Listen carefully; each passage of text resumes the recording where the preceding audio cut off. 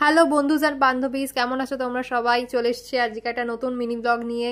আবারও আমি অফিস যাওয়ার পথে ভিডিও করছিলাম। অফিসে কাজবাজ করে বোর হয়ে যাওয়ার পর আমি বার্গার কিং থেকে বার্গার অর্ডার দিয়ে দিয়েছিলাম, আর আমার জন্য বার্গার চলে এসছে।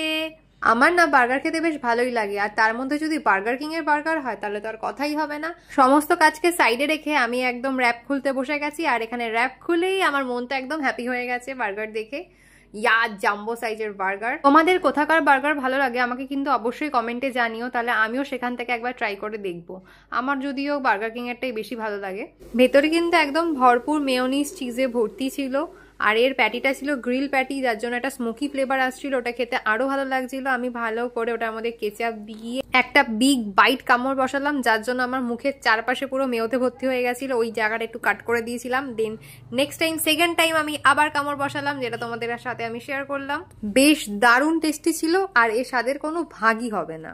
আর এই মিষ্টিটা আমার কাছে একদম ফেভারিট।